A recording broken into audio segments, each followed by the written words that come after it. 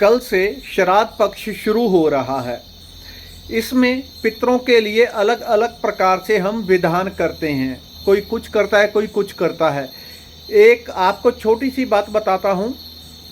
बहुत लोगों के जीवन में बड़ी बड़ी समस्याएं होती हैं, धन से रिलेटेड। घर में कोई ना कोई बीमारी होना, एक ठीक होता है, दूसरा बीमार हो जाता है, एक समस्या दूर जाती है, दूसरी खड़ी हो जाती है। ये सब के पीछे सबसे बड़ा कारण होता है पितरों का नाराज होना, या पितरों को आप मना नहीं पाए। क्योंकि जिस व्यक्ति की आपके घर में कोई आता है, रहता है, या आपका मित्र है, आप उनका आदर नहीं करते, उनका सम्मान नहीं करते, तो वो रूठ जाते हैं। आपके पितर भी इसी प्रकार से होते हैं। बहुत बार बहुत अलग अलग कारणों से भी ऐसा होता है।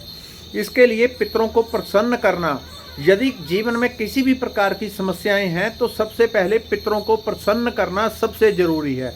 यही सबसे पहले मनुष्य के सुरक्षा गार्ड होते हैं, आपके घर के सुरक्षा गार्ड होते हैं।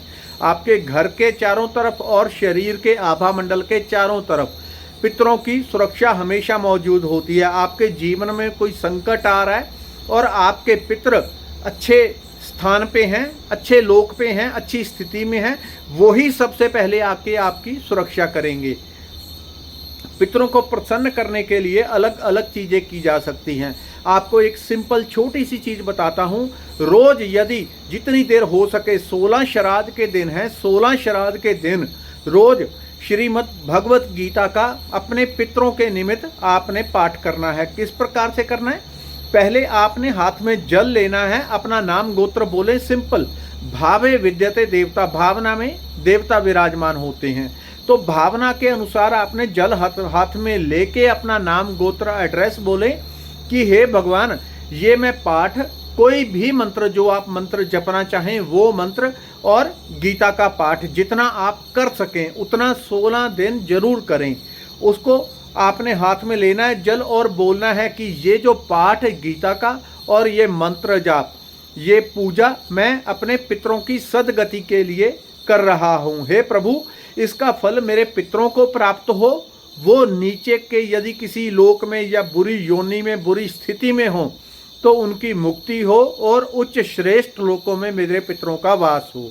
उस जल को परमात्मा के श्री चरणों में छोड़ के आपने, अब जरूरी नहीं है कि वहां पे मूर्ति हो तब भगवान के चरणों में छोड़ना, आप मन में ही, भावना में ही भगवान को देखें और भगवान के श्री चरणों में जल छोड़ दें। और साथ में आपने ये कल्पना और उनसे प्रार्थना करनी है। कल्पना करें कि भगवान के चरण है, उसमें जल छोड़ दिया। उसके बाद भगवान के निमित्त जितनी देर हो सके पाठ, पूजा, मंत्र जाप और भगवत गीता का जाप करके जब कर लिया, उसके बाद आपने ये बोलना है कि इसका फल मेरे जितने भी पूर्वज हैं, यदि उनका नाम आपको पता है तो बहुत अच्छा है, नाम नहीं भी पता है, अपने पिछली 2, 4, 6 पीढ़ी का नहीं भी पता है, तो ये बोल दें कि जितने भी मेरे पूर्वज हैं, पितर हैं, जो इस संसार से जा चुके हैं, इसका फल उनको प्राप्त हो और उनकी सदगति हो। ये सबसे श्रेष्ठ होता है। बहुत सारे उपाय ऐसे होते हैं वो कई बार फलित नहीं होते। उसका कारण होता है जो पितर आपके होते हैं वो नीच योनियों में होते हैं। लेकिन यदि उनके निमित्त आप पाठ, पूजा, मंत्र जाप करते हैं, गीता का जाप करते हैं, तो इससे 100% उनको लाभ होगा ही होगा। और पितृ पक्ष में सभी के पितर घरों में उपस्थित होते हैं, रोज घर में आते हैं। 16 दिन आपके इसी धरती के ऊपर वास होता है उनका।